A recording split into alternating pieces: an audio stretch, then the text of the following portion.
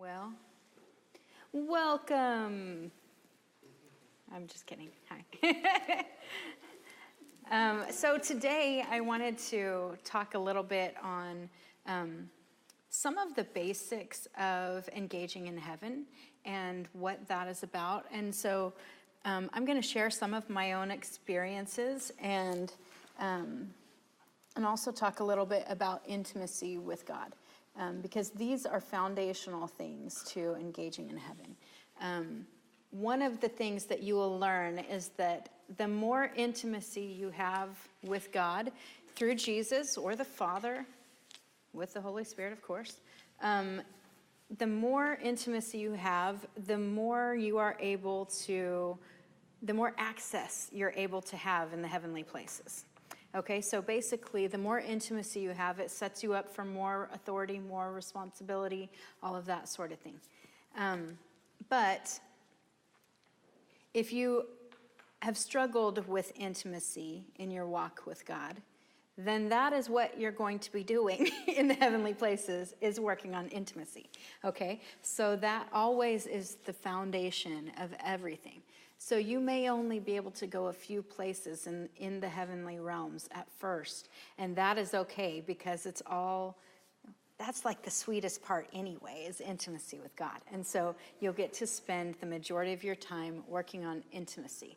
And so I wanted to share just several different places that you can go in the heavenly realms, that especially good starting places, but then I'll share some other things that God has done through me. And I want to preface this with, I have not been everywhere. It would probably be impossible to go everywhere in the heavenly places in this walk of our time on earth.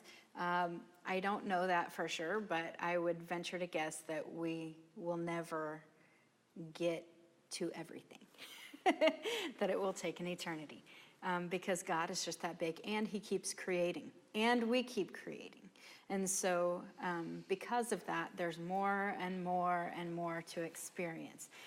So the very most foundational thing that I think you could do is, when you're first engaging in heaven, I think it's really important to just go through Jesus. Every time when we step through the veil, the veil was torn so we could step through into the Holy of Holies, right? Well, when we step through, if we can go with Jesus, he's the only way, the only one who can bring us to the Father, right? And so the first thing I do with people who are entering into relationship with God is, the first thing I do is I just introduce them to Jesus, like face to face. You know what I mean?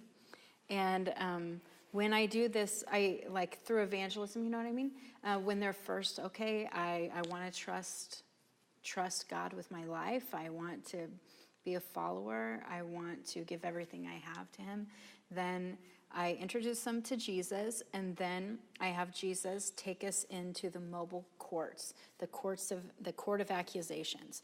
And the reason I do that is because then you can get rid of all your junk. And so you can just repent before the Father, and you can start laying all that stuff down and accepting that we're standing under Jesus' sacrifice for the first time, and being able to be covered in that. And that is a great thing to do at the beginning. And then after that, I usually just take them to their mountain. And so everyone has a mountain, a place of authority. And basically in the heavenly realms, and the kingdom of God is one of the realms, and there are all these mountains there where we each are seated, and or we may not be seated yet, but we have a throne. Even I've seen with one of my girls, she saw her throne being built for the first time, which was kind of cool. The angels were building her throne, and then she got to sit in it. But anyway, you can look at your throne. You can see your throne where you're seated with Jesus. Sometimes you're seated with him. Sometimes you're seated beside him. Okay, you can kind of just experience it for yourself. But anyway, you can see your throne. The first time I saw my throne, I got to see my name on my throne, my real heavenly name. And for me, I saw it and it was in Hebrew. Thankfully, I studied Hebrew so I could read it. But I don't know if everyone's is in Hebrew or all different languages. I have no idea. But for me, that's what it was. And so I got to see my real name and see that it was my throne. And then when I said, I want to sit in my throne, all of a sudden I saw myself seated there already. And I was a little confused by it. Later on, Jesus showed me that I'd actually been seated there for many years. I just didn't know it. And so in the spirit, I'd had lots of intimacy with God. I just hadn't knowingly engaged in the heavenly realms. But our spirit is there already if we're followers of Jesus. And so anyway, I got to see that that was the case. And then, so I was a little confused at first because I'm thinking, this is my first time, you know. But actually, it wasn't. It was just my first time with my soul. So we know we have a spirit, soul, and body. Our spirit is what was made before the foundations of the earth. And our soul is our mind, will, and emotions. And then our body, you know, everybody knows what our body is. And so anyway, with our soul, sometimes we aren't knowing what we're doing. And with our spirit, our spirit does its own thing half the time. And so the coolest thing is when they come together and they are able to work together. And so that's when we can experience these things. So anyway, your mountain is a place of authority. So you have a place where you're seated and you can look over your life. And so you'll have different mountains of authority. You know, everybody has different mountains. They're not all the same. For me, I have, you know, a family mountain. I have a homeschool mountain because I homeschool. I have a finance mountain.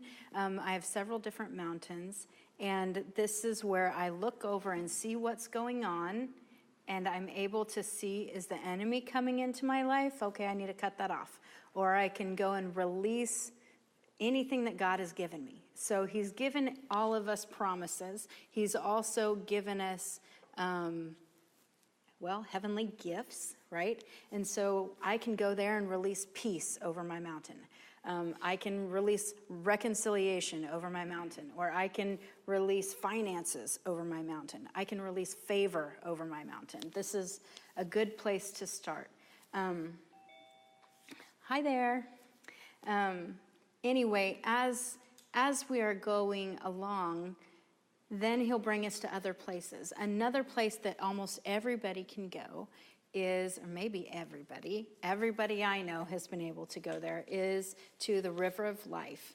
And this is also where the tree of life is right beside it. And so you can go there and you can rest there either in the water or by the water with Jesus and just spend some time with him. And you can eat of the fruit of the tree of life.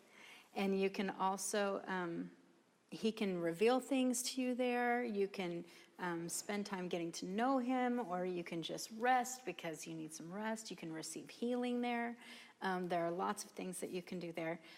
Also, a lot of people have a garden that they're drawn to in the heavenly places. So they can go to this garden and spend time with him.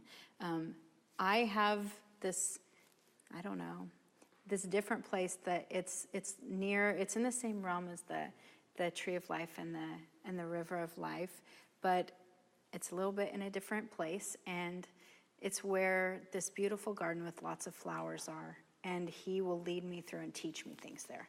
And so for me, the majority of it is just this intimacy and teaching time that I receive from Jesus in that place. So that's kind of, I would say, the basics. There are many other courts besides the court of accusations. There are lots of higher courts that you can go to for many different reasons, but I would only go if you're led. The main courts that everybody goes to is the court of angels and the mobile court, court of accusations. These are places almost everybody goes. So I don't know if you know, but you have an angel, at least one, maybe thousands, but you have them who are assigned to you. And so on your mountain, you can go there and say, I want to meet my angel. Maybe you'll see him, maybe you'll feel him. The other thing is about when we engage in heaven, a lot of times I will use the word seeing, but it's not always a literal seeing with your eye. It's like experiencing. So I might be feeling something, sensing something, knowing something, might be seeing with my, kind of like my imagination, your mind's eye. I might be hearing something, but it's all wrapped up into one word. When I say seeing, I don't always mean I'm seeing. A lot of people are expecting this movie theater experience, and most people don't get that, okay? So most people, when you close your eyes, you have a black screen. This is what happens to everybody. It's not that you're not seeing, it's just that you may not be seeing with your mind's eye. And so you need to be thinking about, just like if you're thinking about, well, what was that like back in this memory that I had? And you kind of start visualizing this memory that you had. It's the same sort of seeing as that. And so anyway, these are ways that we experience God. But when we see things there, it is different than it is here. And so we might experience things that are so strange that it throws us off guard a little bit, because our soul is experiencing things that we don't understand, because all we understand is here. We've been trained our whole life to raise up our soul here in our mind to understand everything that the earth is like. But our home is in heaven. And so when Ephesians 2 says we're seated in the heavenly places, that's real. Our spirit is literally there all the time. And so when we engage there with our mind and we start experiencing things, it's like it's brand new to us.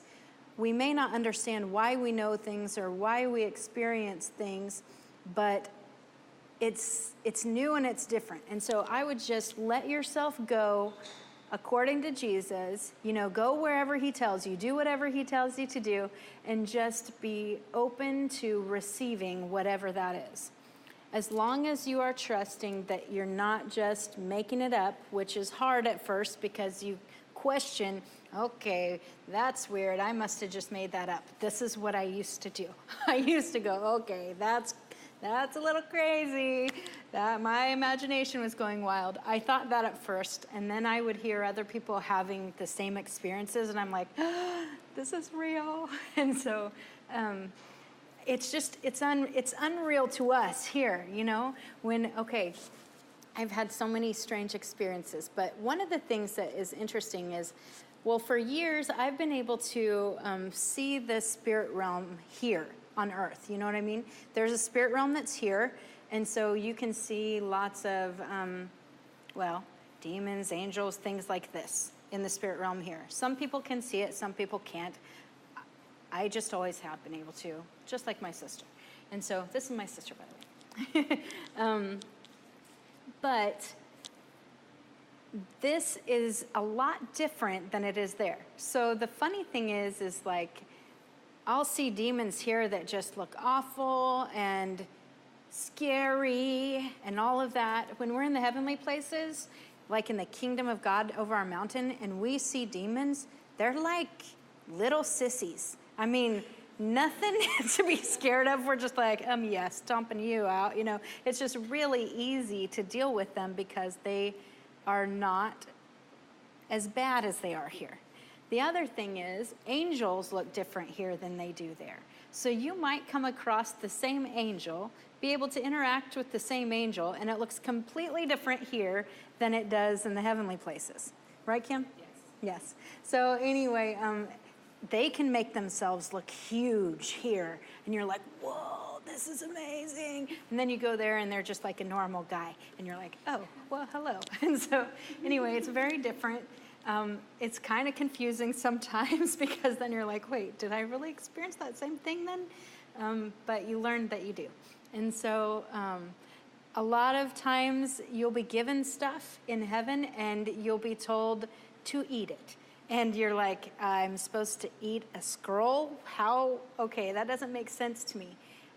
But it's because there, when you eat something, it becomes part of you. And that, Okay, we're just not used to eating paper. Okay, that's not something that we do. We don't eat, a jewel. We don't eat jewels, okay? That's not something that we do here. So at first it's like, wait, this is weird. But what happens is it becomes part of us. And so when that happens, then here it starts manifesting as part of who we are, which is really kind of cool because we can know things here that we have no idea how we learned it. And it's just because we experienced it there. Hi, have a seat here, welcome. So anyway, things are just very different in the heavenly places than they are here. But it's beautiful, it's wonderful, it's just something to get used to. And the culture is different. The culture is so super reverent to the Father. Everybody is constantly, their attention goes to the Father all the time. And this is something that you don't have to worry about intentions of people. In the heavenly places, everybody's intentions are pure and to glorify God. That's what everybody's intentions are. And so that's beautiful. It's something that's different than we're used to here. Because here we're used to questioning everyone's motives. We're all the time going, okay, what should I trust that? I don't know. And we don't have to even worry about that. It's amazing. It's a beautiful experience. But anyway, so I'm talking today about just different places in the heavenly realms and what it's like to experience these things and how intimacy is the foundation of everything that we do. Intimacy with the Father, intimacy with Jesus. And so if we continue to press into him, we will be, more and more will be revealed to us. And so some people, have you ever had a time where you felt like you are dancing with Jesus? Yes, raise your hand if you have. Okay, a few people have. Okay, well, I had experienced this in my walk before I was engaging in the heavenly places. I had experienced this a lot of times in worship, that I just felt like I was dancing with him, and it was a very intimate time. And I would even visualize there's this dance floor, kind of like at a wedding or something like that, And anyway, so I'd experienced that, and I just thought I was kind of making it up. That's what I thought. I thought, I love Jesus, so I'm imagining this, and it's wonderful. And then I found out that this is a real place in the heavenly realms. And I'm like, this is a thing. This is what I was actually there. And so a lot of times we're engaging the heavenly places because, like I said, Ephesians 2 says we're already seated in the heavenly places. So if our spirit is seated there, then we're doing lots of things in the heavenly realms that we're unaware of in our mind, will, and emotions here. And so when I was having this experience, I realized it was real. There's the throne room where the Father is seated. A lot of times when we're doing traditional kind of praying, like, God, will you please do this? We are in the throne room in heaven, but we don't always realize that's what we're doing. Some people know it because they kind of have that theological background that they know that the throne room is real. But for me, I would just imagine that I was at the feet of the Father, that Jesus was with me. And that's what I would imagine sometimes when I was praying, not realizing that I was actually there. And this is the funny thing, when you start experiencing things in the heavenly realms and you let him open your eyes to that, then you start realizing, I've been here. This is what I've been doing. I didn't know you just don't have a real understanding that this is what you've been doing all your walk. And so anyway, it's pretty exciting when you start going, oh my goodness, this isn't new actually. This is just how it is. And so in the throne room, this is a place where, there are angels, there are saints all around, lots of people in the throne room, but the focus is completely on the Father. And he is bigger than you would expect. And it's not something where, it's just all reverence to the Father in the throne room. And when you go before the Father, this is where, if you want to know, why did God put me on this earth? I don't know why he put me on this earth, but I know he probably had a reason this is where you can go to get your destiny scroll. And so he wrote out what your life was supposed to be like before you ever came to the earth. You know, the Bible says that we were created before the foundations of the earth. He took our spirit and said, here, this is what I want for this person. And so he wrote our destiny scroll out for us. But that doesn't always mean that that's what happens. Okay, this is what is supposed to happen in our life, is our destiny scroll. And so we can go and see, what is it that he made me for? And so, anyway, the first experience I had in the throne room, knowingly anyway, I said, I want to step into responsibility. I want to be who you want me to be. And so can you just show me what is on my destiny scroll? Well, he only showed me one word. And I'm like, well, thanks for that. But I was, believe it or not, it was bigger than I thought. And it was something that, okay, it said intercessor.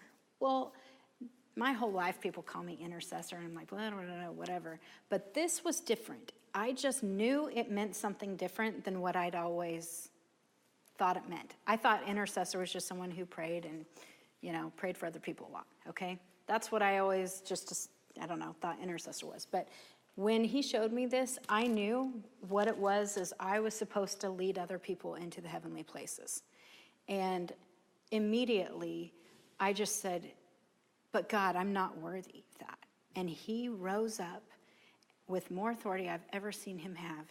And he just said, you don't tell me if you're worthy. I tell you if you're worthy. And he showed me I was on the arm of Jesus. And I was just like, oh, I'm sorry, yes, you're right. It was like the most humbling moment of my life, I think. But it also stuck with me. I never, ever say I'm unworthy now.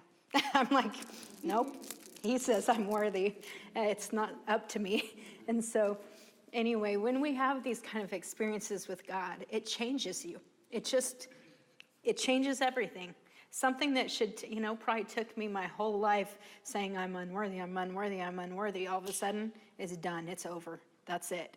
And this is how it is when we're face to face with the Father, because he just changes you. I mean, he makes everything different.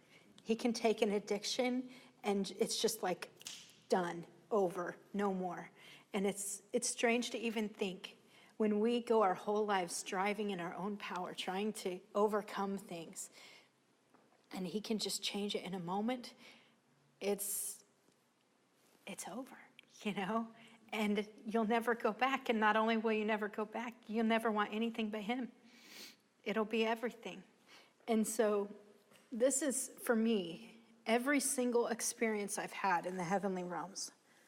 And I have them throughout the day, every day. This is like I can't get enough. So I know if that's my home, I want to be in my home. And I'm happy to be an ambassador here, but I'd rather be in my home. And so I want to be there all the time. And this is somewhere that once you get a taste for where we were meant to be and who you're supposed to be, you don't want to be anywhere else. And all of these things in the world don't mean anything anymore. It's like, okay, well, I don't care. You can just have it. It's like, oh, you want my house? All right. It's fine. I have a better house than heaven anyway. And so it's just amazing what God does with us. But everything always has to do with being with him. And so if you try to go off and do all sorts of things in the heavenly places, and you get to where you're not with him, then you're still striving. And you're still in your mind doing more than you should do, because you always have to have this foundation of intimacy in everything we do. The more we grow in him, the more responsibility he gives us. And when we have more responsibility and more authority, it's only because we have been walking in his ways and he trusts us with that. And so we can't know if we're walking in his ways if we don't walk with him, right? And so he trusts us when we do this. He trusts us to take us new and different places. I mean, I could name 1,000 weird and crazy, wonderful places that I've been in the heavenly realms. But the most important thing is that you go and you just say, take me where you want to take me. What do you want from me? Because what you're supposed to do is not the same as me. And what you're supposed to do is not the same as her. And so every place that you'll experience will be unique to your experience. And so if you wait to have your heavenly experiences just when you come to this group, then you're missing it. You're missing out on everything he has for you. Because I'll lead you where he leads me. But you guys are supposed to have better experiences than me. For you. Your experience that you have with Jesus should be better for you than the experience you have with me. And it should be like this for everybody. And so just know that when we go and we experience him, that it has to be rich in his love and his ways for us. Just say, I want to know who I am. I want to know who you made me to be. And if you don't hear or experience anything, keep pressing in. Because this is, at first I was just like, okay, I don't know what I'm doing. And so I just put on some chill music, music kind of helped me get focused. But if it had words, it wasn't good for me because then I'd start singing. And so, but I would just put on some chill music and I would just focus in and try to just focus my mind on him and say, what do you want? Take me where you want to take me.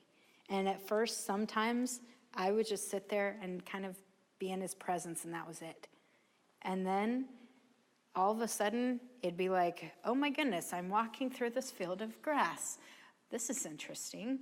And then he's saying, hey, let's go climb this mountain. And I'm like, okay, I don't know, but it's weird what happens. And sometimes, these experiences, they seem like a lifetime, and then I've just been sitting on the toilet. You know what I mean? It's like literally not very much time at all. And so you never know how it's going to be. We have to be able to do this while we're doing everything, while we're in our car, while we're doing the dishes, while we're changing a diaper. These are things that if we don't know how to experience God in our normal life, then you need to spend more time just alone with him until it becomes normal. Because normal should be walking in the Spirit. And it should be focused on him all the time. That should be our normal. And so if God is calling you to, maybe he's given you blueprints for a ministry, or maybe he has called you to do something that makes you uncomfortable, then what I recommend to you is to press into him and to find out more and more of who you are before you lead other people.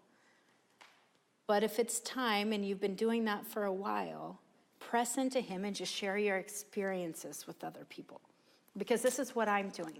Honestly, God told me to start these mentoring groups Wednesdays and Sundays for Engaging in Heaven, because I had all sorts of people coming and asking me about, hey, can you lead me into the course? Hey, can you do this? Tell me about this. And I was like, okay, God, I don't know how this is going to happen. I don't have anything to teach, I really was like, I don't know what I'm doing. And he just said, do it anyway. I said, okay. And so I did. And honestly, most of the time, I don't even know what I'm teaching until like an hour before, when he finally goes, this is what you're doing. And when I teach, I don't know what I'm doing. I share my experiences, and I just say, hey, this is what God has done with me. Probably he'll do something similar with you, and it is always different. Everyone has different experiences, but we make it rich when we share our experiences with each other. And so I really believe that a lot of our growth depends on testimony. And so when I hear you say something about what you've experienced, I go, that makes sense to me. Oh my goodness, I think this is what I'm supposed to do. Or I go, I've seen that. That's exciting. I know what you're talking about. And all of a sudden, it gives you this affirmation and this confirmation about what you've been experiencing is truth. And God just starts growing you more and more and more. And so anyway, that was my short teaching for today, but I wanted to just share that intimacy is key, and that we can go nowhere without Jesus. He is the only one. You know, he says, I'm the way, the truth, and the life. No one comes to the Father except through me. That's true. And so if you try to go somewhere and you forget to go with Jesus, you might end up in the wrong place. When I say this, the enemy, Satan, does an amazing job of counterfeiting. And so he has counterfeit courts. He has counterfeit about everything. And so you just need to be careful that whatever you do, you only do it through Jesus. So, the end.